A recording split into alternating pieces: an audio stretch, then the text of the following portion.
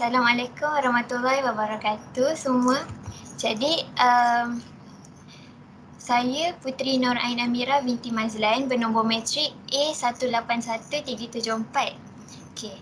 Jadi buku yang mengandungi nilai etika dan profesionalisme yang kita pilih bertajuk Professionalism and Ethics in Teaching. Okey.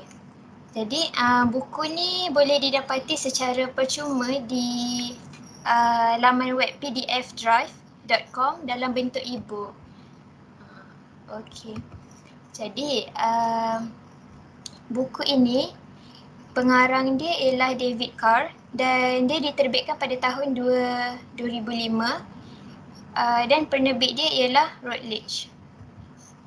Okey. Jadi pertama sekali kita akan terangkanlah tentang rumusan buku ni. Okey. Dalam buku yang ditulis oleh David Carr ni, dia menyajikan sebuah kajian yang membincangkan ciri-ciri etika dalam profesyen guru dan implikasinya terhadap dunia pendidikan dan matlamat pengajaran. Pengarang ni kemudian mengenal pasti dan meneliti beberapa masalah etika dan moral dalam pusat pengajaran serta peranan seorang guru dalam menguruskan permasalahan dalam pendidikan. Jadi contohnya macam kalau murid tak faham kan, murid tak faham terhadap ilmu yang dipelajari oleh guru tu. Jadi apa peranan guru ni untuk bertindak. Jadi itulah antara masalah dia. Jadi antara perkara yang perlu dilakukan oleh guru ini mungkin dia boleh menukar kaedah pengajaran ataupun dia meningkatkan lagi pengetahuan dia terhadap pengetahuan yang diajarkan itu. Itulah contoh dia. Jadi buku ni juga dia menekankan bahawa setelah masalah-masalah ini dianalisis secara terperinci, pengaruh guru tu bukan semata-mata daripada ilmu yang disampaikan, tetapi setiap perkataan dan perbuatan mereka memberi kesan kepada keberkesanan penyampaian ilmu itu sendiri. Buku ni juga dia menekankan bahawa profesionalisme ni berkait rapat dengan mutu pendidikan dalam pelbagai segi seperti sikap dan nilai guru dalam amalan pengajarannya. Okey, jadi apa yang menarik dalam buku ni? Yang pertama, dia lengkap dengan definisi etika, perbandingan antara profesionalisme dan profesionalisme. Implikasi nilai etika terhadap dunia pendidikan dan banyak lagi yang boleh diteroka. Yang kedua, dia membongkar isu-isu dalam pengajaran yang berlaku pada masa kini beserta penyelesaian bagi setiap permasalahan. Itu yang macam saya cerita tadilah, contoh dia. Yang ketiga, mengandungi pelbagai nilai positif yang boleh diterapkan dalam kehidupan seharian setiap lapisan masyarakat serta boleh diaplikasikan dalam dunia pekerjaan. Walaupun buku ini dia menekankan nilai etika dan profesionalisme dalam pengajaran, sebenarnya untuk profesyen lain juga boleh diaplikasikan nilai-nilai etika ini juga. Jadi macam antara yang saya kaji menerusi buku ini, saya mendapati yang etika ni merupakan satu tindakan betul yang perlu kita ikuti serta tindakan salah yang perlu kita hindari. Jadi banyak lagi etika profesyen guru yang diterangkan dalam buku ni. Contohnya macam seorang pengajar, dia perlu bersikap jujur dan menghormati maklumat-maklumat sulit pelajar yang telah mereka rekodkan. Selain itu, buku ini juga menyatakan yang pengajar perlu mengambil tindakan secara adil terhadap semua muridnya. Tak kiralah berlainan agama, bangsa, walaupun asal keluarga dia. Jadi nak tanyalah pendapat semua orang. Cuba kalau Nabila dan Yani dapat tahu cikgu tu dia ringankan denda terhadap pelajar yang merupakan anak menteri. Apa pandangan korang? Nabila akan berikan pandangan dulu. Seperti yang kita tahu, perkara sebegini memang banyak berlaku di negara kita maupun di luar negara. Menurut pandangan Nabila, perkara ini adalah tidak wajar dilakukan oleh seseorang guru itu. Hal ini kerana guru yang melakukan hal ini dianggap memiliki kasih atas seseorang pelajar itu dan tidak mempunyai sikap yang profesional. Itu sahaja. Terima kasih Nabila. Yang ni pula ada pandangan tak mengenai perkara tersebut? Pandangan saya ialah guru tersebut telah melanggar etika seorang guru kerana dia memilih kasih antara anak orang yang mempunyai pangkat dengan anak orang yang biasa. Perbuatan ini salah kerana kita perlu bersikap adil untuk semua orang supaya tidak berlaku perselisihan faham antara dua darjat. Itu saja. Okey, terima kasih. Ya, betul.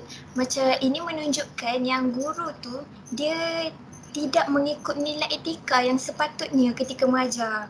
Dan perkara ini sudah tentu akan menjatuhkan darjat profesion seorang guru tu sendiri kerana guru tersebut menunjukkan contoh yang tidak baik terhadap setiap pelajarnya. Akibat dia mungkin memberi kesan terhadap penerimaan daripada pembelajaran tersebut. Contohnya kan, cuba kalau kita sebagai pelajar dapat tahu cikgu tu dia tidak bersikap adil kan terhadap pelajar-pelajar dia. Jadi mesti kita susah nak terima pengajaran yang diajarkan kepada kita. Lebih kurang begitulah situasinya. Okay. Jadi yang terakhir, pandangan saya sebagai seorang pelajar sains kimia.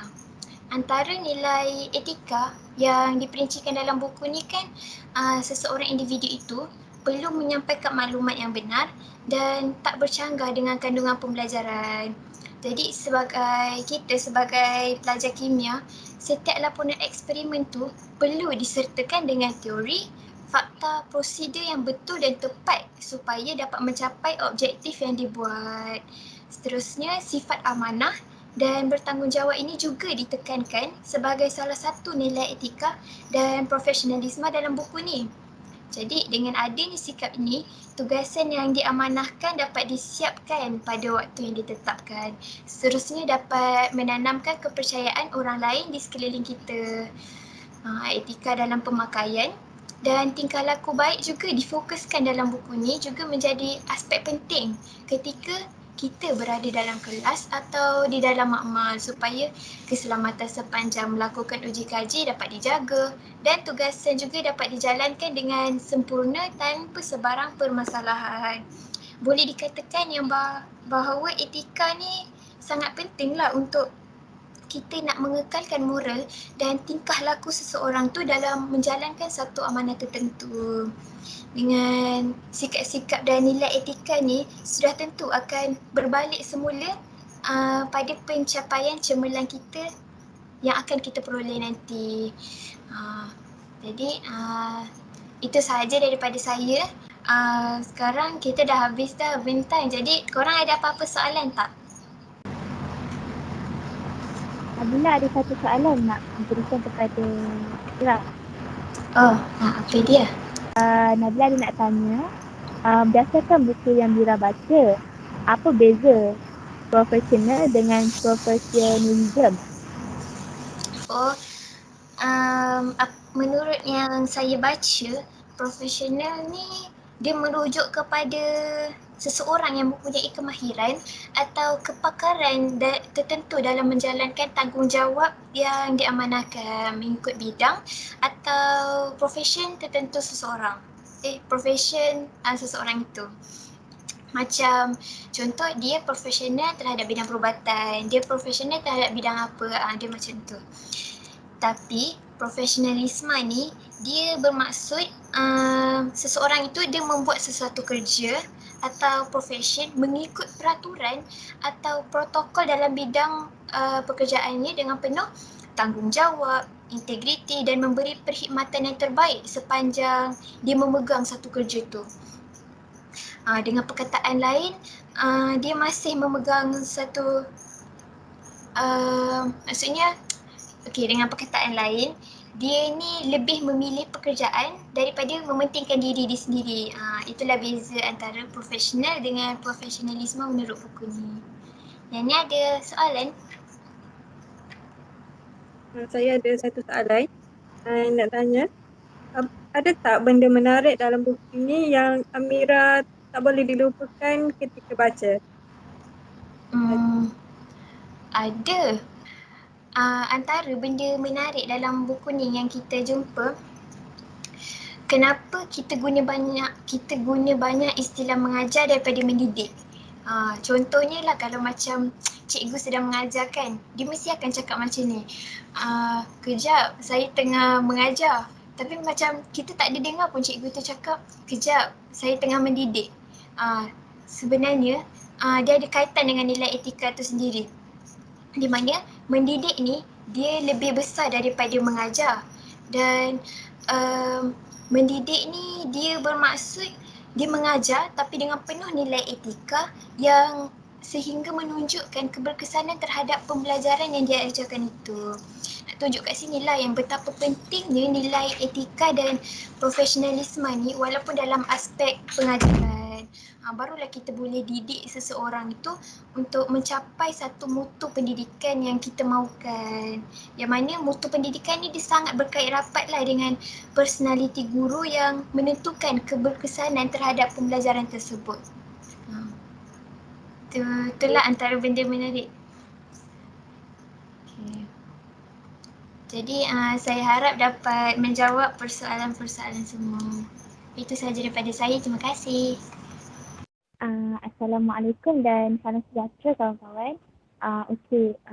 Saya Fatimah Nabila binti Abdul Aziz yang bernombor matrik A182095. Saya akan membentangkan infografik saya yang bertajuk Etika dan Profesi Kependidikan. Seperti yang korang boleh tengok dalam infografik ini, di bahagian metadata buku, buku ini ditulis oleh Dr. Helwina Bahar dan diedit oleh Siska Kusumawardani MPD. Buku ini juga diterbitkan oleh Fakultas Ilmu Pendidikan Universitas Muhammadiyah di Jakarta, Indonesia pada tahun 2016. Okey, berdasarkan buku ini, saya boleh rumuskan bahawa buku ini mengisahkan tentang konsep etika dan profesional pendidikan yang perlu ada pada seseorang pelajar dan guru.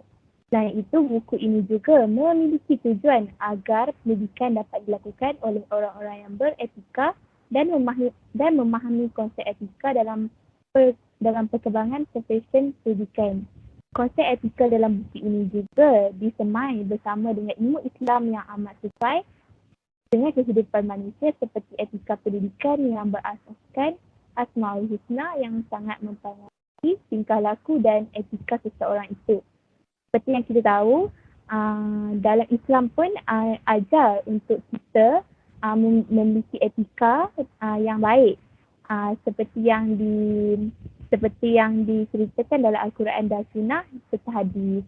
Okey, seterusnya buku ini juga menyentuh tentang ilmu yang akan dapat menjadikan masyarakat itu memiliki wawasan dan rujukan tentang etika yang baik dalam dunia pendidikan.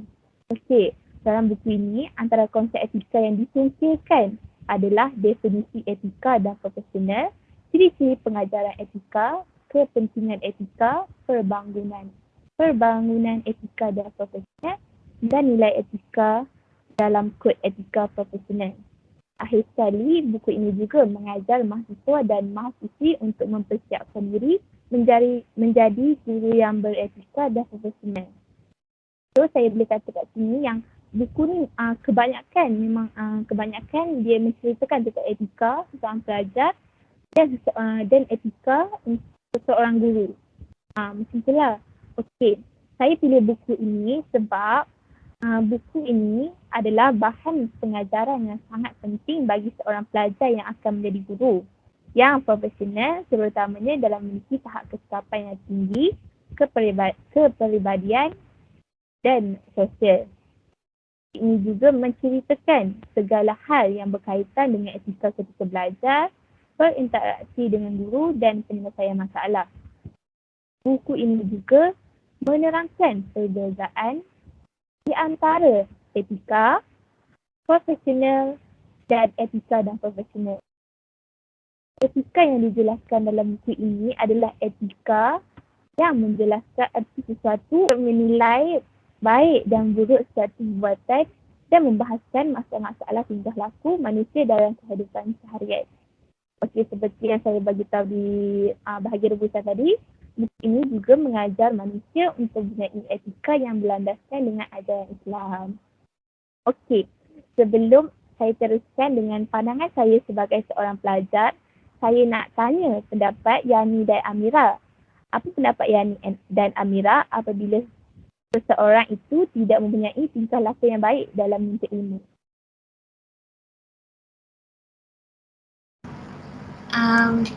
Pada pendapat saya, seseorang yang tidak mempunyai tingkah laku yang baik ketika menuntut ilmu ni, dia akan menjadi kurang faham atau kurang mengingati ilmu yang dia pelajari itu. Contohnya, macam kalau dia bercakap atau bermain ketika belajar, sudah tentu dia akan ketinggalan dalam pelajaran atau bidang yang dia pelajari itu. Jadi keseluruhannya tingkah laku yang tak baik ni sebenarnya membawa semula kegagalan pada diri dia sendiri. Itulah pendapat saya. Baik, terima kasih Mira atas pendapat yang sangat baik. Untuk Yani ada pendapat? Okey, pada pendapat Yani pula, seseorang itu tidak beretika ketika menuntut ilmu. Oleh itu, ilmu yang mereka dapat itu kurang mendapat keberkatan. Hal ini kerana ilmu yang dituntut perlulah mempunyai adat serta tingkah laku yang baik. Ilmu yang mereka dapat tu menjadi sia-sia kerana tidak mendapat manfaat dalam menuntut ilmu. Itu sahaja pandangan saya. Betul. Ya, saya sangat bersetuju dengan pendapat Amira dan Yani berkaitan dengan hal ini. Mempunyai sikap yang tidak baik dalam menuntut ilmu ini dapat menyumbangkan masalah yang negatif pada kehidupan seseorang itu seperti yang dinyatakan oleh Amira dan Yani. Okey, dalam Islam juga Rasulullah amat menekankan perbuatan dan tingkah laku yang baik selaras dengan hadis yang dinyatakan oleh Imam Bukhari. Sesungguhnya orang yang paling baik di antara kalian adalah orang yang berakhlak mulia. So, kita nampak dekat sini bahawa untuk kita sebagai pelajar, kita betapa pentingnya kita untuk mempunyai sikap dan tingkah laku yang baik dalam menuntut ilmu. Okey, saya teruskan dengan pandangan saya sebagai pelajar kimia. Dalam buku ini, saya berpendapat bahawa kita sebagai pelajar kimia haruslah menghormati guru dalam menuntut ilmu. Hal ini kerana guru merupakan seseorang yang lebih tua dan pangkatnya yang tinggi, berilmu dan beretika serta banyak mengajar kita tentang ilmu pengetahuan. Ajaran Islam juga mengajar kita untuk menghormati guru kerana ilmu yang dituntut dengan adab yang dipelihara adalah ilmu yang di dalamnya penuh dengan perkataan. Okey, untuk poin ni, macam dengan apa yang Yani cakap itu, kaitkan dengan bahagian menghormati. Okey, yang kedua ialah tingkah laku. Kita sebagai pelajar kimia haruslah mempunyai tingkah laku yang baik dalam kehidupan seharian dan dalam pembelajaran selaras dengan kod etika profesional. Hal ini kerana mempunyai tingkah laku yang baik dapat menjadikan kita seseorang yang beretika seperti bersikap sopan, menjaga kewibawaan dan kehormatan dalam bertindak dan mematuhi peraturan. Selain itu, ianya juga dapat menjaga keselamatan kita dalam makmal ketika melakukan eksperimen jika kita mematuhi peraturan. Okey, yang ketiga adalah mendidik. Okey, kita sebagai pelajar kimia juga mestilah mempunyai sikap mendidik dalam belajar seperti mengajar kawan-kawan dalam pembelajaran. Hal ini kerana mengajar dan mendidik berorientasi kepada perubahan tingkah laku dan pembentukan kepribadian. Mendidik juga dapat meningkatkan kesabaran, kemahiran dan kefahaman dalam pembelajaran. Ia juga dapat melatih diri kita untuk menjadi seorang guru yang beretika dan profesional. Okey, saya ambil poin ini sebab seperti yang kita tahu, kita belajar kimia, kita belajar jika kita ada kelebihan dalam sesuatu subjek itu, kita haruslah mengajar kawan-kawan kita yang kurang faham tentang subjek itu. Oleh itu, ianya dapat meningkatkan kefahaman kita sambil meningkatkan kemahiran kita dalam mendidik. Okey, itu saja daripada pembincangan saya. Korang ada apa-apa soalan tak? Ini ada satu soalan.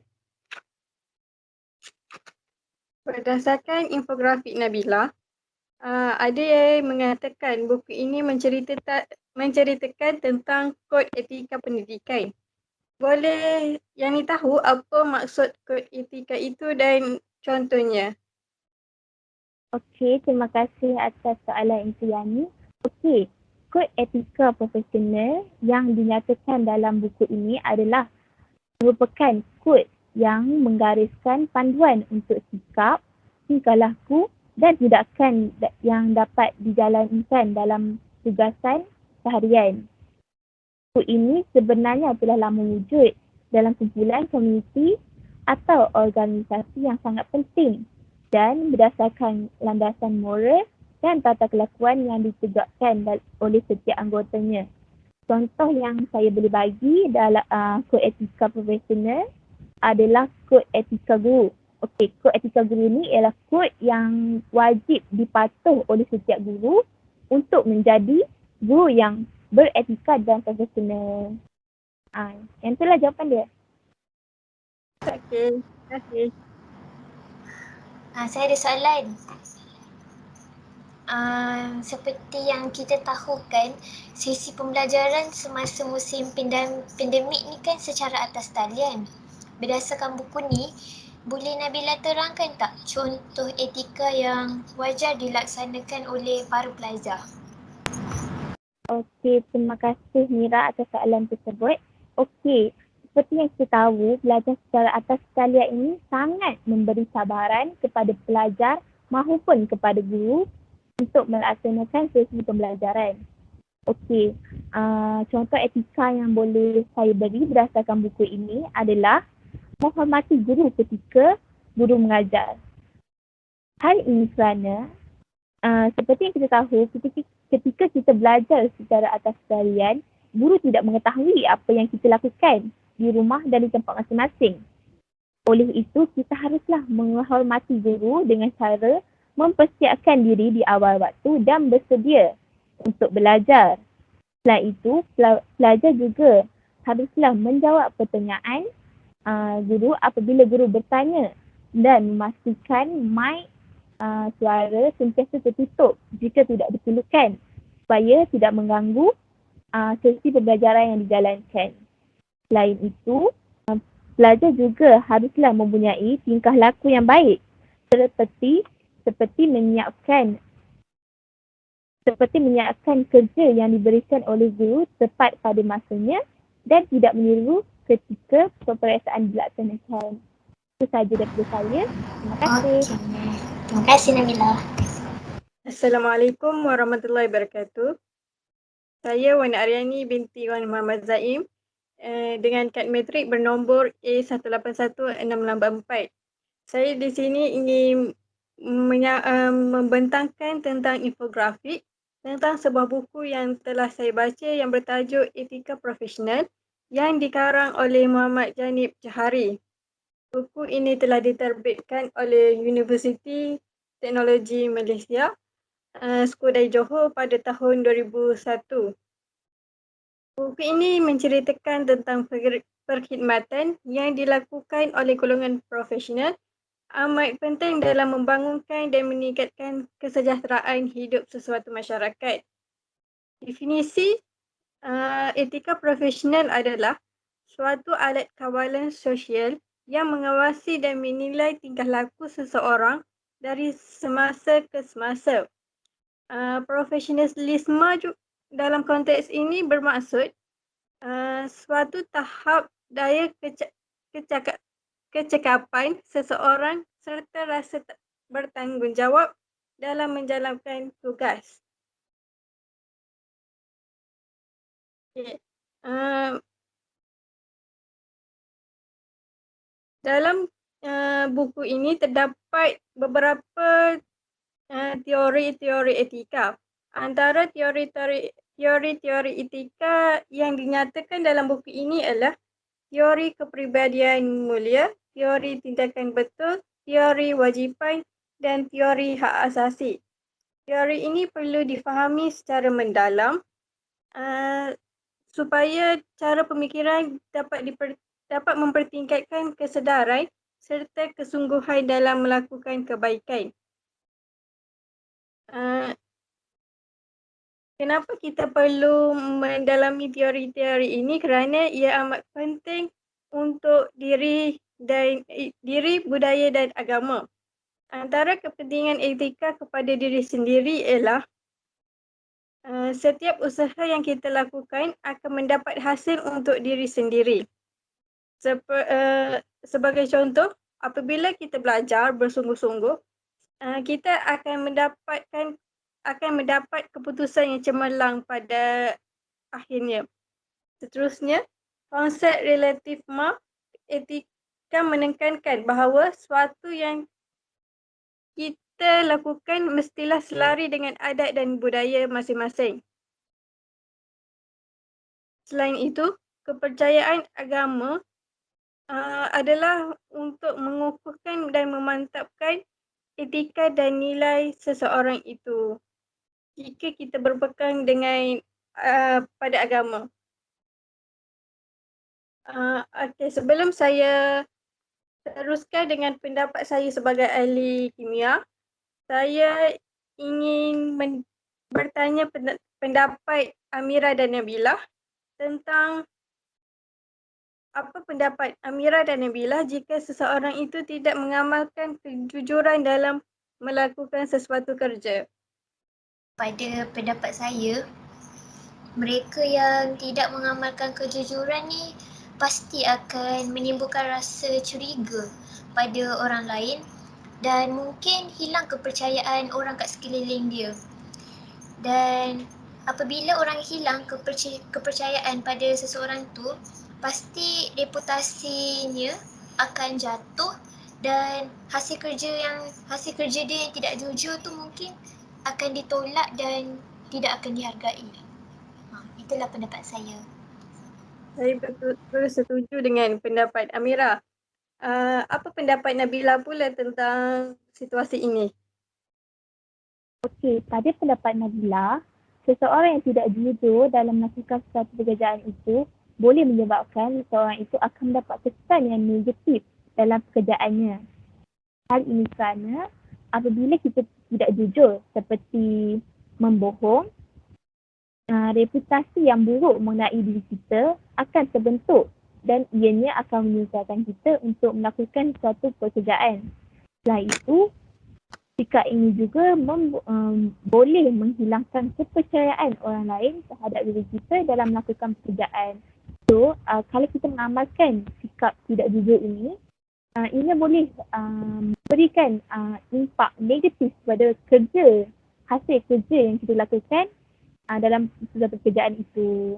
Itu pendapat saya.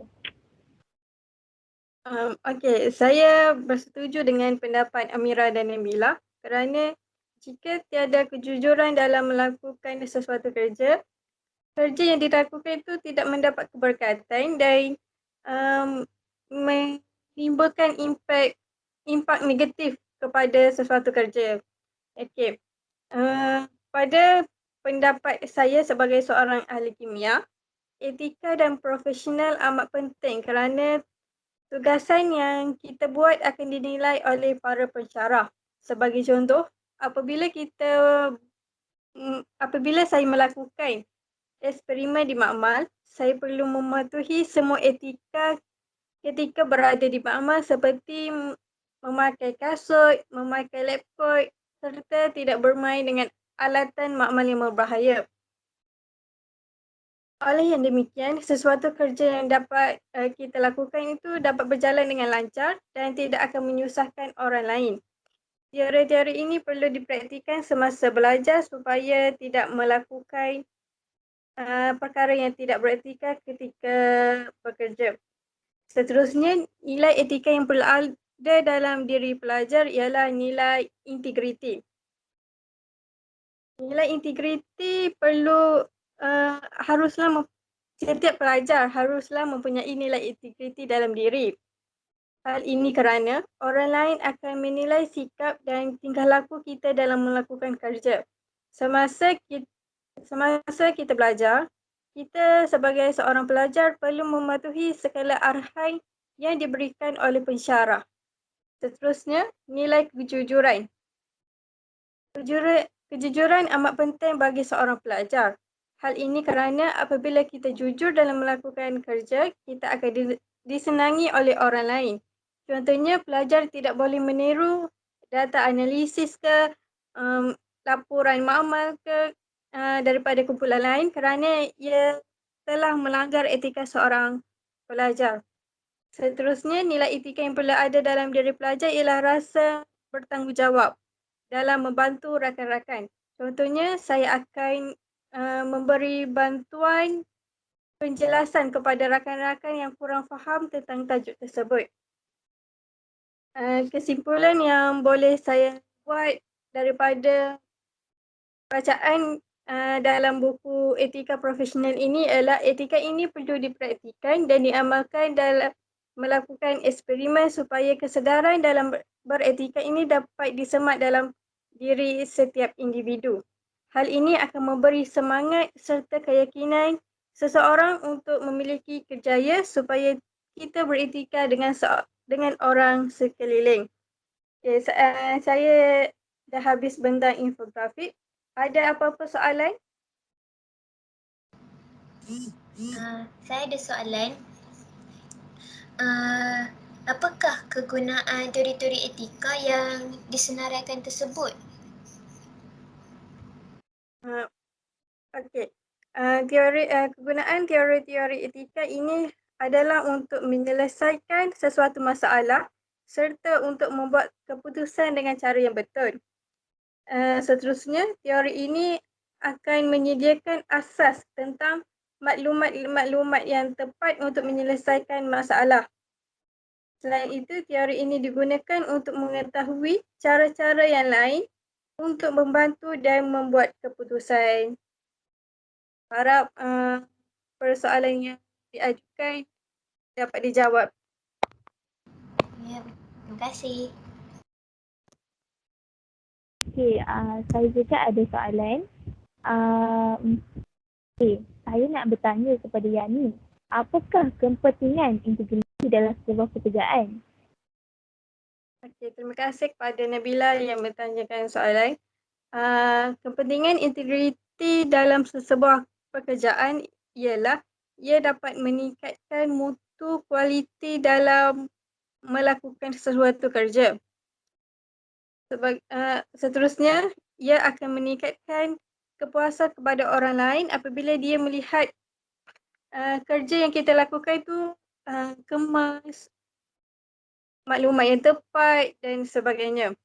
Akhir sekali, integriti ini dapat membendung kita daripada melakukan perkara yang negatif kerana ia akan melanggar etika dalam melakukan kerja. Itu sahaja pandangan saya tentang kepentingan integriti dalam sesebuah pekerjaan. Setakat itu saja pembentangan infografik dari saya. Sekian, terima kasih.